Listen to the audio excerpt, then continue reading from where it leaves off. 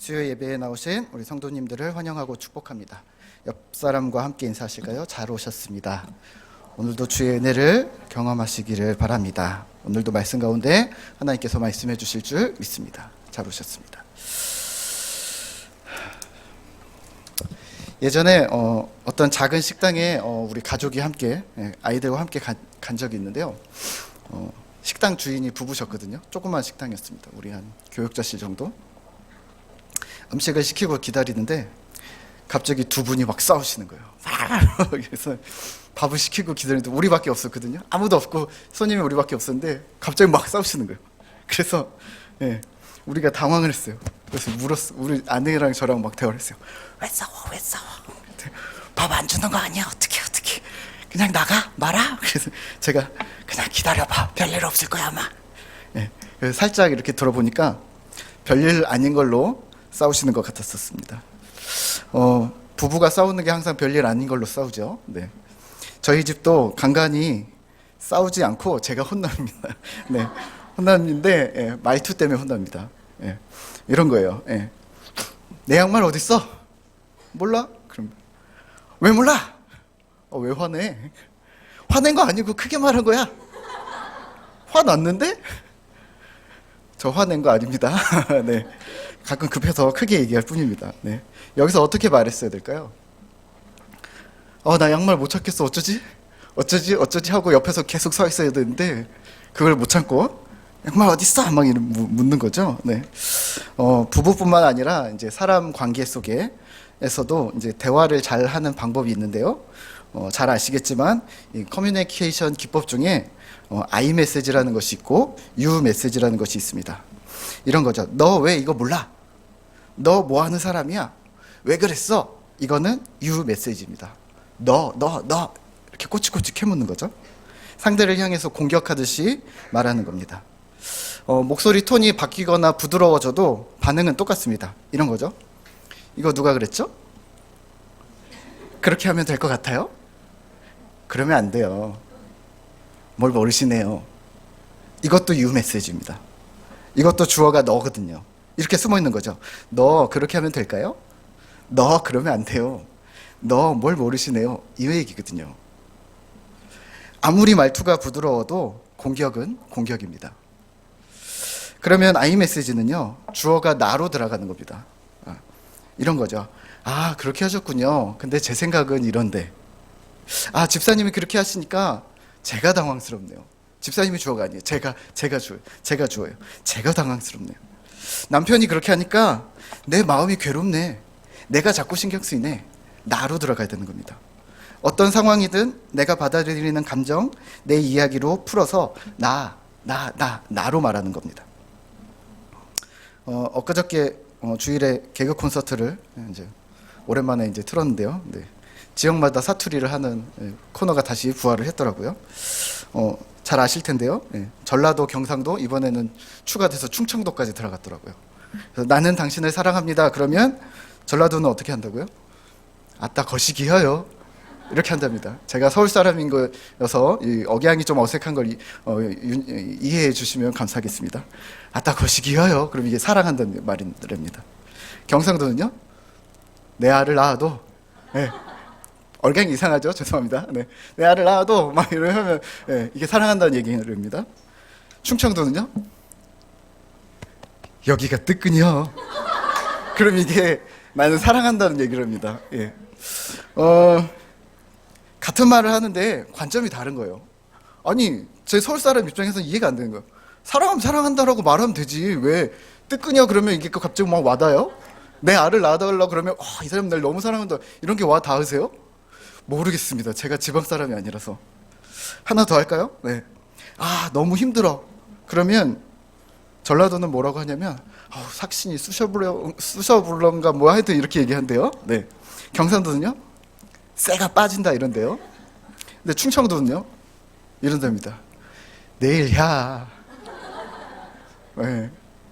너무너무 힘들면 뭐라고 하냐면 네가야. 내가 힘들어라고 얘기하지 않고 네가 하던가 내일 하자고 자꾸 미루는 거예요. 나 힘들어를 못해서 나 힘들어라는 이 간단한 단어인데 요거를 못하는 게 우리가 너무 웃겨서 웃는 거죠. 예. 그게 뭐 어렵다고. 근데요, 이 시대를 살아가는 사람들이, 특히 한국 사람들이 자기 이야기를 잘 못합니다. 내 감정, 내 생각, 내 상황 표현에 익숙하지 않은 거예요. 그래서 다른 사람을 인용하는 거예요. 습관적으로 툭툭 내뱉는 말이 공격적이고 강하게 들리게 됩니다. 사실 자신의 이야기를 솔직하게 열어놓는 것은 어려운 일들 중에 하나입니다. 그러면 같은 맥락인데요, 질문을 하나 드릴까요? 전도는 잘하고 계십니까? 전도가 어렵다고들 합니다. 그래서 막 훈련도 받고 뭘 외우고 막 달달달달, 예. 유상호 목사님 보니까 맨날 막 이렇게 하고 막 이렇게 뭘 시험을 볼까 맨날 이러고, 예. 그 제자 훈련하는 거 보니까 임상태 목사님도 맨날 뭐라 달달 막 이러면서, 예. 교육자실에 대화가 없습니다. 그래서 근데, 예. 왜냐하면 가르치는 분들도 어렵고 힘든 거예요. 예. 전도는 왜 어렵게 느껴지는 걸까요? 다른 사람, 모르는 사람에게, 다른 사람에게 남의 이야기를 해야 돼서 그렇습니다. 이런 거죠. 예수님이 이러셨대. 너 예수 믿어봐. 교회 가봐. 그럼 좋대. 너는 어땠는데? 아, 나 말고 우리 목사님한테 한번 물어봐. 아니면 우리 하나님이나 예수님한테 직접 물어봐. 그게 직방이야. 나는 어땠냐고 묻지 말아줘. 내 이야기는 빠지는 거죠. 내 이야기가 아닌 다른 사람의 이야기를 하니까 재미도 없고 와닿지도 않고 말하는 나도 외워야 되니까 힘든 거죠. 내가 경험한 게 아니라서. 전도할 때는 어떤 내용이 아니라 내 이야기가 있어야 합니다. 내가 만난 예수님, 내가 경험한 하나님, 내가 경험한 교회 생활이 확실히 있어야 다른 사람에게 말할 수 있는 겁니다. 오늘 이 자리에 계신 하늘을 빛 우리 교회 성도님들에게는 어떤 믿음의 이야기, 믿음의 스토리가 있으십니까? 오늘 본문 디모데전서에서는 자신의 믿음의 스토리를 즐겨 사용했던 인물이 등장을 합니다. 바로 사도 바울입니다. 사도행전 9장에서 바울이 다메섹 도상에서 예수님을 만난 사건 아시죠? 눈이 멀고 아나니아에게 가서 눈이 떠지고 하는 그 사건을 아주 자유롭게 이야기를 하는데, 이 이야기를 사도 바울이 사도행전 곳곳에서 여러 번 이야기를 하고 있습니다. 오늘 본문 디모데전서도 마찬가지입니다. 바울이 또 자기 이야기를 하는데 이번에는 전도가 목적이 아니라 에베소 교회의 지도자였던 디모데를 격려하고 권면하는 데 사용합니다. 그러니까 이런 거예요. 전도할 때도 내 얘기를 하는 거예요. 격려하고 권면하는데도 또 내 얘기를 하는 거예요. 오늘 디모데전서는 에베소 교회를 담당하고 있었던 디모데에게 보내는 편지였습니다. 그러니까 에베소 교회와 디모데, 이 둘이 등장을 하는데요, 바울에게는 둘 다 특별했습니다. 그리고 에베소 교회는 사도 바울이 2차 전도 여행 때 복음을 전하고 교회를 세운 곳이었습니다. 그리고 디모데는 내 아들이다라고 말할 정도로 사랑으로 양육했던 제자였습니다.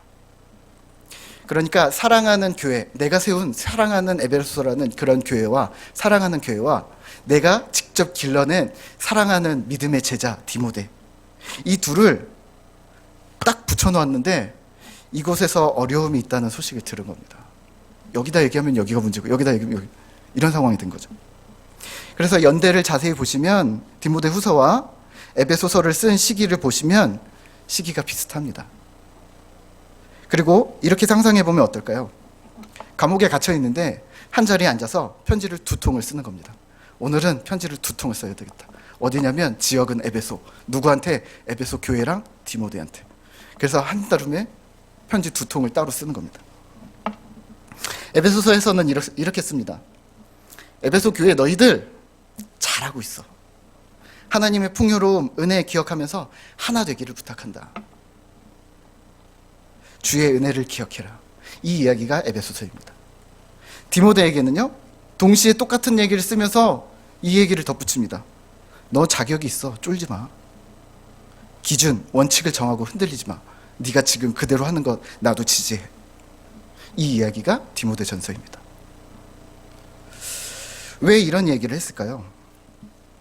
에베소 교회에 몇 가지 어려움이 있었습니다. 복음이 위협을 당합니다. 오늘 3절에 나오는 1장 3절에 나오는 다른 교훈, 잘못된 가르침들이 자꾸 들어옵니다. 유대 율법주의, 영지주의였는데요. 이 율법주의는 뭐냐면 말로는 예수님을 그리스도로 인정한다고 하면서 율법의 여러 가지 계율들을 지키지 않으면 구원받지 못한다.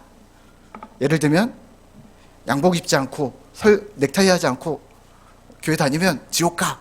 뭐 이런 얘기를, 그게 무슨 상관이야. 근데 그런 얘기들을 하고 있었다는 게 율법주의였습니다. 또 영지주의는요, 죄 짓는 게 육신이다. 육신 때문이다. 그러니까 육을 탈피해야 된다. 그러면서 빨리 육신을 버리고 영이 있는 천국으로 가자. 그래서 이 땅에 있는 모든 것 다 버리자.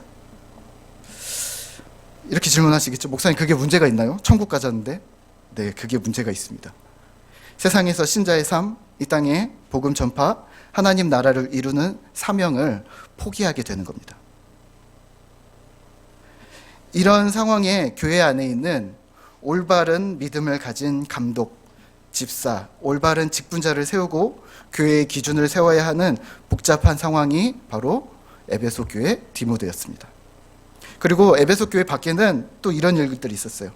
로마 제국에 끊임없는 핍박이 있었던 겁니다. 계속해서 황제 숭배를 거부하고 있었던 거죠. 그 이야기는 무슨 말이냐면 생명의 위협을 피해 다녀야 하는 고생이 있었다는 거죠.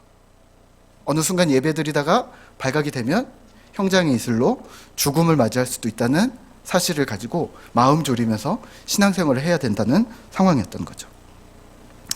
이러한 상황에 이러한 소식을 들은 바울은 디모데에게 디모데 전서를 통해 이렇게 당부하려고 했습니다. 세 가지를 당부하는데요. 첫 번째는 복음 진리를 지켜라. 두 번째는 목회 사역의 기준을 잡아라. 세 번째는 교회의 리더가 힘써야 할 경건 훈련과 소명, 사명에 대해서, 그러니까 이 땅에서 해야 할 우리의 사명에 대해서 흔들리지 마라. 그리고 이 딱딱한 이야기를 오늘 디모데 전서에서 시작하기 전에 사도 바울은 자신의 이야기를 먼저 합니다. 오늘 1장에서는요, 인사를 먼저 하고 칭찬을 먼저 하고 그 다음 12절부터 시작하는데요. 제가 이렇게 같이 읽을까요? 12절입니다. 시작. 나를 능하게 하신 그리스도 예수 우리 주께 내가 감사함은 나를 충성되이 여겨 내게 직분을 맡기심이니. 아멘. 나도 너처럼 사명을 부여받은 자인데 내가 어떤 사람이었는지 아냐? 13절입니다. 같이 읽겠습니다. 내가 전에는 비방자요 박해자요 폭행자였으나 도리어 긍휼을 입은 것은 내가 믿지 아니할 때에 알지 못하고 행하였음이라. 아멘. 복음을 비방하고 예수 믿는 사람들을 잡아 죽이는 박해자였고 난폭한 무례자였던 내가 바로 그랬던 내가 오히려 긍휼을 입은 자가 되었다. 15절에서는 이렇게 얘기합니다. 죄인 중에 괴수가 바로 나다. 죄인 중에, 악인 중에 최고로 구제불능이고 도저히 어떻게 할 수 없었던 바로 악의 덩어리가 바로 나였다. 그래서 13절에 보시면 내가 전에는 내가 믿지 않냐할 때, 그리고 15절에는 내가 죄인 중에 괴수니라. 내 이야기를 계속하고 있습니다. 그랬던 내가 어떻게 되었다? 주의 은혜가 임했다. 그런 상태의 나를 예수님께서 만나 주셨다. 16절입니다. 그러나 내가 긍휼을 입은 까닭은 예수 그리스도께서 내게 먼저 일체 오래 참으심을 보이사 후에 주를 믿어 영생 얻는 자들에게 본이 되게 하려 하심이라. 아멘. 오래 참아주셨다라고 말합니다. 죄인이었던 나를, 못 믿을 인간이었던 나를 믿어주시고 변화시켜 주실 뿐만 아니라 12절, 그런 충성스러운 사람이구나. 그리고는 내게 직분을 맡겨주셨다. 그러면서 혼자서 이렇게 얘기합니다. 할렐루야. 스스로 말하면서 북받쳐서 17절에서 하나님 존귀 영광 영원 무궁하도록 아멘. 혼자 편지를 쓰다가 갑자기 지금 바울은 자신의 이야기를 신이 나서 하고 있는 겁니다. 얼마나 이 이야기를 우려먹었는지 모릅니다. 그런데 또 이야기를 하는 거죠. 내가 이런 사람이었다. 오늘 이 자리에 나온 우리 하늘빛 우리 교회 성도님들은 이런 믿음의 스토리가 있으십니까? 어제 교육자 회의 시간에 갑자기 담임 목사님께서 사역자는 이렇게 얘기하시는 거예요. 사역자는 스토리가 있어야 된다. 그래서 스토리를 얘기하라고 그러셨는데, 사실은 사역자뿐만 아니라 우리 모두가 지금 이 자리에 계신 여러분들에게 저는 묻고 싶습니다. 나 자신만의 신앙 고백이 있습니까? 나 자신만의 하나님과의 믿음의 스토리가 있으십니까? 주기도문과 사도신경을 주문처럼 외우는 것이 아니라 나의 신앙 고백 말입니다. 많으면 많을수록 좋습니다. 병을 고침받은 것도 좋습니다.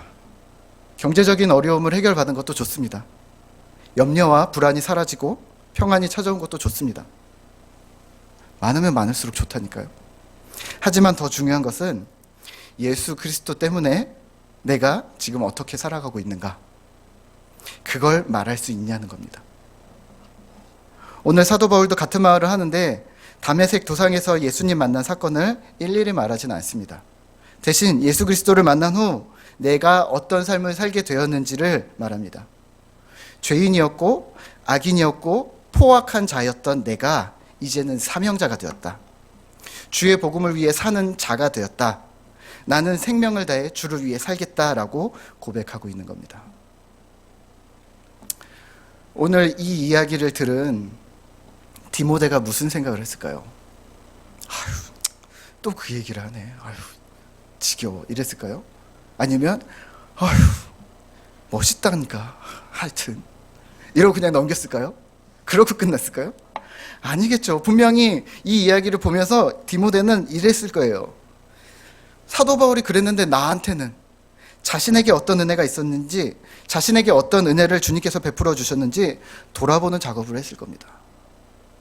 사도 바울이 하는 얘기를 보면서 아, 나도 이런 일이 있었지.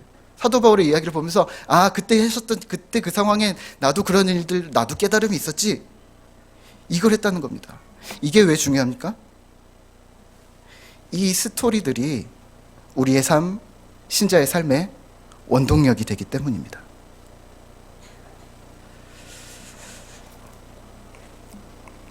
저는 대학생 때 집이 엄청 가난했습니다. 어려웠습니다. 그래서 생활비는 둘째치고 이제 학교 갈 차비도 없을 때가 많았습니다. 몇 번 한 것 같아요. 또 그 얘기야. 또 달라요. 조금 달라요. 네, 자, 많다니까요. 자, 그래서 거꾸로 생활했습니다. 뭘 거꾸로 생활을 했냐? 네. 보통은 집에서 학교를 갔다가 집으로 오잖아요. 네. 근데 저는 학교에서 집으로 왔다 다시 학교로. 네. 왜냐하면 차비가 없어서 그렇습니다. 그러니까 이런 거예요. 학교가 기준이었습니다. 집이 기준이 아닙니다. 학교가 기준입니다. 학교에서 집에 갔다가 학교를 올 차비가 있으면 집에 가는 겁니다. 그러니까 예를 들면 그때가 한 700원 정도 지하철이 했던 것 같아요. 700원이 있으면 집에 가가 아니라 1,400원이 있어야 집에 갔다 학교 와야 올 수 있어야 집에 가는 겁니다. 왜냐하면 집에 갔다가 못 돌아올 가능성이 많았거든요. 집에 갔는데 학교에 못 오는 상황이 되면 안 되니까 그냥 그 700원을 가지고 학교 동아리방이나 기숙사에서 빈대 붙어서 이제 잠을 잡니다. 잠깐만요. 어느 날 하루는 손안에 1,000원이 있는 거예요. 1,000원이 있어요. 학교에서 1,000원이 있는 거예요. 집에를 갈 수는 있는데 내일 학교 오는 차비가 없는 거예요. 보통 때 같으면 그냥 학교에서 자고 수업을 듣고 그 1,000원으로 점심을 해결을 하고 뭐 이렇게 하는데 그날따라 하나님을 좀 시험해 보고 싶은 거예요. 그리고 또 그날따라 막 믿음이 막 갑자기 솟구치는 거예요. 무슨 일이 있었는지 잘 모르겠는데 하나님이 도와줄 거야. 걱정하지 마. 할 수 있어. 주의 은혜가 임할 거야. 성경에 많은 사람들이 기적처럼 돕잖아요. 해가 멈추고 홍해가 갈라지고 까마귀가 먹을 걸 갖다 주고 그리고 막 믿음의 선배들 있잖아요. 뭐 조지 뮬러 막 고아원에 빵이 없어서 막 기도했더니 고아원 지나가던 빵차가 넘어져가지고 이 빵이 다 버려지게 돼가지고 어쩔 수 없이 막 해갖고 예기치 못한 막 이런 은혜가 임하는 저도 그래서 이거다. 그래서 믿음으로 기도하면서 집으로 갔습니다. 그날 밤새 기도했습니다. 하나님 1,000원 주시면 제가 내일 학교 갈 수 있습니다. 1,000원. 눈도 크게 뜨고 다녔습니다. 제가 대충 다니지 않고 눈도 크게. 할 수 있는 열심은 최대한 다 열심히. 인간의 노력이란 할 수 있는. 그래서 눈도 샅샅이 뜨고 혹시 아는 사람 만날까, 혹시 뭐 부모님 친구라도 만날까 막 눈을 뜨면서 엄청 열심히 다녔습니다. 혹시 돈이라도 주우면 1,000원이라도 500원, 700원에서 300원 나면 500원이라도 주우면 바로 올 수는 있잖아요. 그래서 눈도 엄청 크게 뜨고. 전화가 띠리리 울리면, 그때는 핸드폰이 없었습니다. 집 전화가 띠리리 울리면 얼른 받았습니다. 혹시 도움의 손길? 밖에 막 발자국 소리만 나면 막 집중해야 되는 거. 혹시 하나님이 누군가를 보내셨나? 문도 훅 열어보는 거. 혹시 누가 봉투라도 놓고 갔나? 밤새 기도했습니다. 밤새. 이렇게 기도했죠. 하나님, 여호와 이래 준비하시는 하나님이 되는 겁니다. 하나님, 지금 기회입니다. 1,000원이면 하나님의 능력이 입증됩니다. 1,000원입니다. 1,000원. 하나님이 주셨을까요? 안 주셨을까요? 네. 아무 일도 일어나지 않았습니다. 아무 일도 일어나지 않았습니다.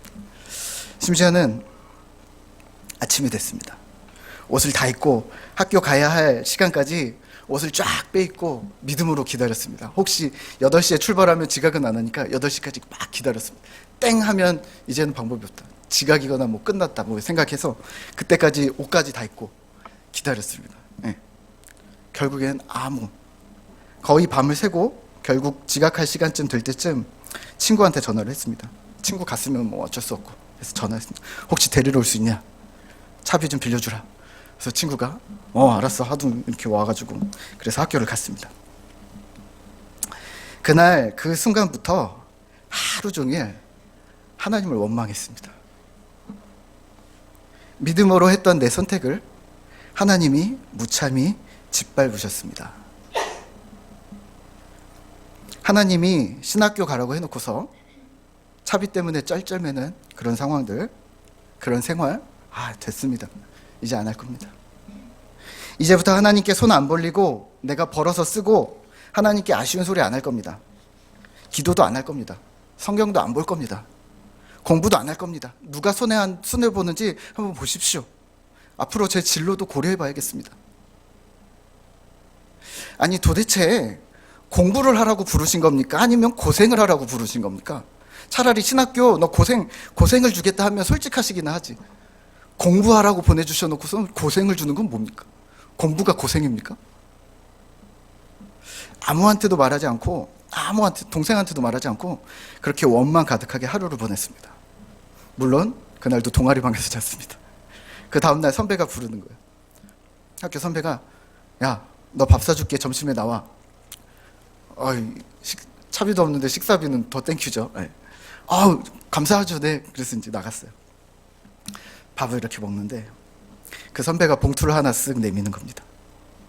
그 식당에서 봉투를 딱 보자마자 2만 원이 들어있었어요.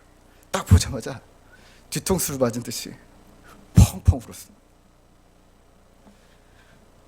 첫 번째는 원망이었습니다. 하나님, 하루 늦으셨습니다. 실망입니다. 장난하는 것도 아니고 하루 늦게 이거 뭡니까? 500원만 있으면 올 수 있었는데, 사실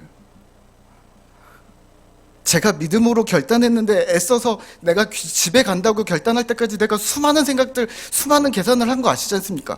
내가 엄청난 결단을 했는데 내 기도에는 응답도 안 하시더니, 그리고 어제 달랠 때 주셨으면 제가 평생을 충성을 바치지 않았겠습니까? 어디 가서 하나님이 결단하십시오. 하나님이 이런 사람입니다. 이렇게 이야기하지 않겠습니까? 근데 이게 뭡니까? 다 지나서 이제 끝났는데, 이제 하나님이랑 나랑 이제 관계 끝났는데 뭡니까 이거?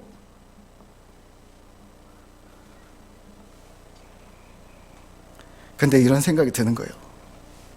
너 힘든 거 나도 알아. 나도 알아.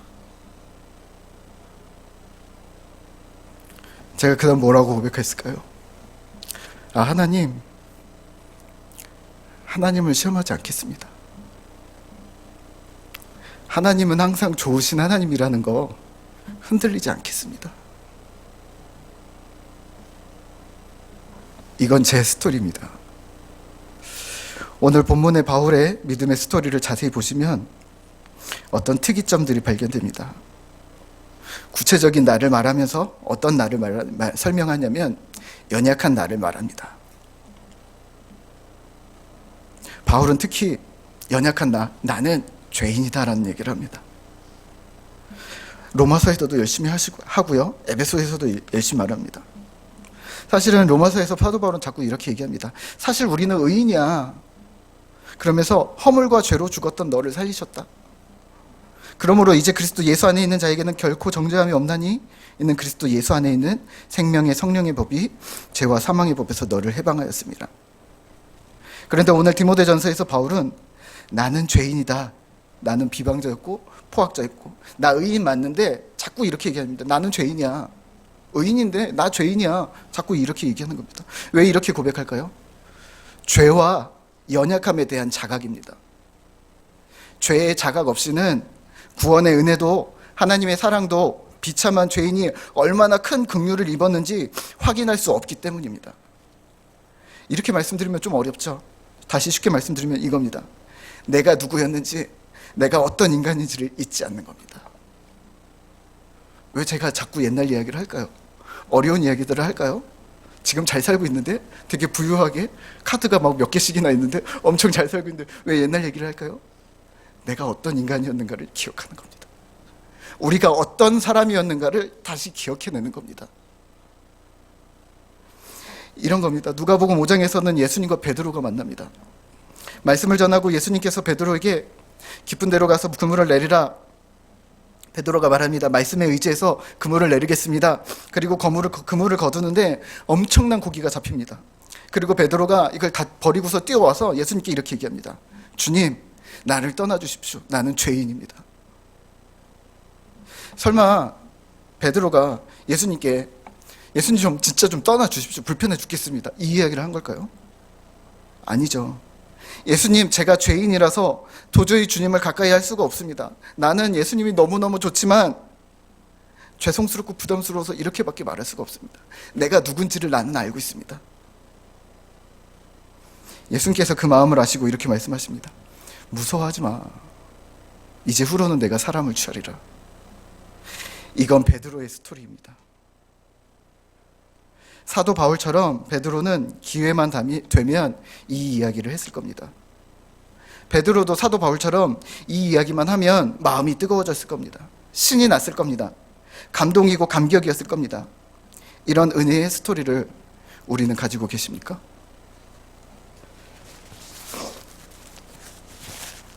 그래서 오늘 우리는 이렇게 살아야겠다는 결단으로 살아가고 계십니까?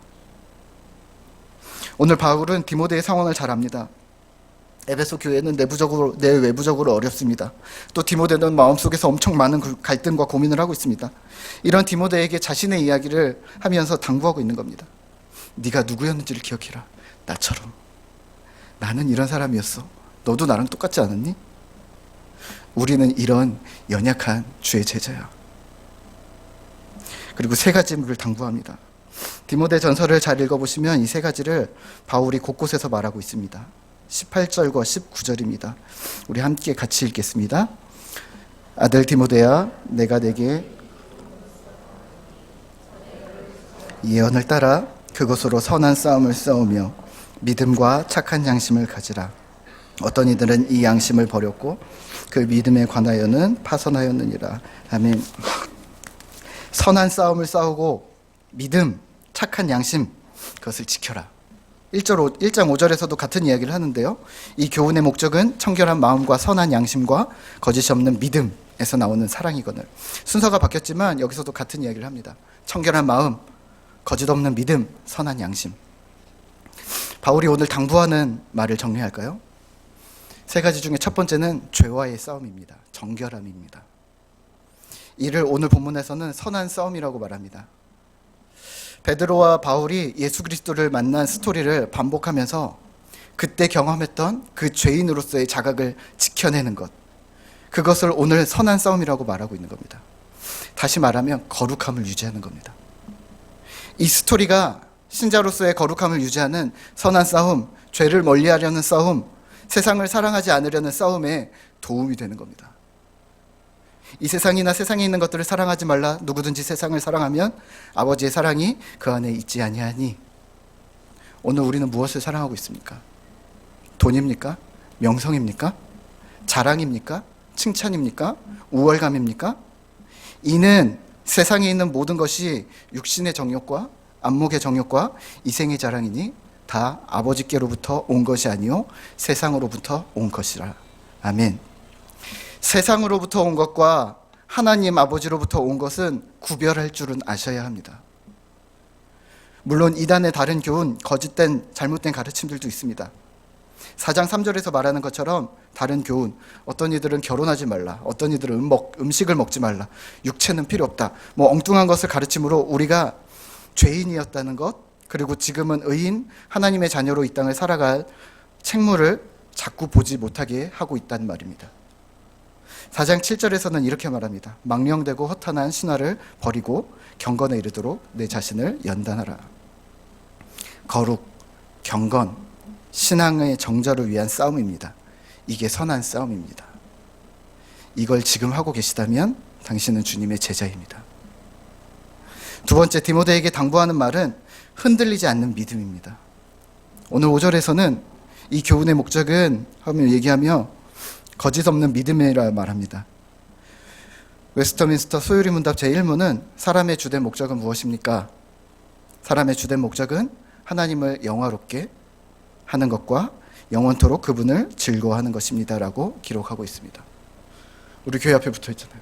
하나님을 영화롭게, 세상을 충만하게, 하나님을 영화롭게. 붙어 있지만 인지하지 못하고 있는 건 아닙니까?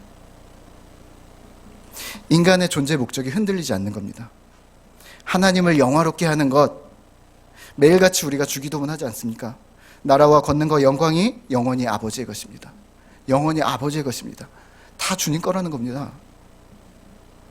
하나님 영광을 살아야 한다는 말입니다. 주의 영광을 위해서 살아야 하는데 오늘 에베소 교회에서는 다른 교훈 이단이 들어와서 혼란스러웠고 잘 믿는 사람 같은데 뭔가 좀 이상한 겁니다. 겉으로는 하나님 영광이라고 말하면서 속으로는 자신이 드러나길 원하는 겁니다. 자신의 영광을 위해 신앙생활을 하는 사람들이 있었던 겁니다. 내가 주일학교 교사고, 내가 집사고, 내가 목사고, 내가 이런 위치에 있고, 바로 내가 거짓 없는 믿음을 가지라고 합니다. 솔직해지라고 합니다. 하나님 영광이냐 나의 영광이냐, 내가 아니라 하나님입니다. 내가 아니라 주님입니다. 하나님 중심입니다. 하나님 영광을 위해 살겠습니다. 이런 고민을 하고 있는 당신은 주님의 제자입니다. 세 번째, 디모데에게 당부함은 선한 행실입니다. 18절에서는 착한 양심이라고 언급합니다. 5절에서는 선한 양심이라고도 말합니다. 베드로전서 3장 16절에서도 이렇게 얘기합니다. 선한 양심을 가지라. 이는 그리스도 안에 있는 너희의 선행을 욕하는 자들로 그 비방하는 일에 부끄러움을 당하게 하려 함이라. 아멘. 공통적으로 말하고 있는 이 양심이라는 단어는 함께라는 단어와 알고 인식하다라는 단어가 합쳐져서 누구나 다 아는, 누구나 다 그렇게 생각하는 상식적인 것을 양심이라는 단어로 표현한 겁니다. 쉽게 말하면 이겁니다. 누가 봐도 착한 겁니다. 누가 봐도 자신의 사리사욕을 채우지 않았고, 누가 봐도 어려운 사람에게 도움을 준 거고, 누가 봐도 공공의 이익을 위해 수고한 겁니다. 이걸 이야기하는 겁니다. 누가 봐도 칭찬받을 만한 일이고, 누가 봐도 본받을 만한 일. 그것을 오늘 선한 양심, 선한 행실이라고 표현하고 있습니다. 여기에는 이미 제자의 삶이 포함되어져 있습니다. 내가 하나님 사랑합니다. 주님의 은혜를 경험합니다. 내가 구원받았습니다. 하면서 이 앞에서 떨어진 쓰레기를 버리지 않으면요. 내가 주님을 사랑합니다. 내가 주님 주시는 은혜가 너무 큽니다. 하면서도 이 앞에 길거리에 쓰러져 있는 사람을 이렇게 세워주지 않으면요. 신자가 아닐 수도 있다는 얘기입니다. 제자의 삶이 이 선한 양심에 포함되어져 있다는 말이 바로 이겁니다. 공공성입니다. 내가 처한 모든 상황에 예수님이라면 어떻게 하셨을까? 질문을 던지는 겁니다. 회사에서 나는 이렇게 하는데 예수님이라면? 가정에서 나는 이렇게 하고 있는데 예수님이라면? 교회에서 나는 이렇게 하는데 예수님이라면? 오늘 우리는 어떤 마음으로 이 땅을 살아가고 계십니까? 오늘 우리는 우리가 속한 공동체에서 우리의 일터와 가정, 교회에 여러 어려움들이 있지만 이곳에도 하나님의 나라가 이루어지기를 소망하고 계십니까? 스토리가 있다면 소망하실 텐데요. 오늘 20절에 나오는 후메네오와 알렉산더는 믿음으로 살기를 포기합니다. 선한 양심을 스스로 버렸습니다. 하나님의 백성이 되기를 거부했습니다. 주의 제자가 되기를 실질적으로는 멈췄습니다. 믿음의 스토리가 있었다면 그러지 않았을 텐데요. 오늘 우리는요, 이 세상을 살아가는 동안 누구를 의지하는가? 나를 의지했는가? 하나님을 의지했는가? 우리 인간에게 소망이 있을까요? 주님이 참 소망 되심을 기억하셔야 합니다. 우리 함께 찬양하면서 기도할 텐데요. 주님이 참 소망 되심을 어떻게 우리가 기대하고 가능하다고 이야기할 수 있을까요? 주님과 나와의 스토리입니다. 그 믿음의 스토리를 통해서 주님이 참 소망이심을 흔들리지 않는 하늘빛 우리 교회 성도님들 되시기를 기도합니다.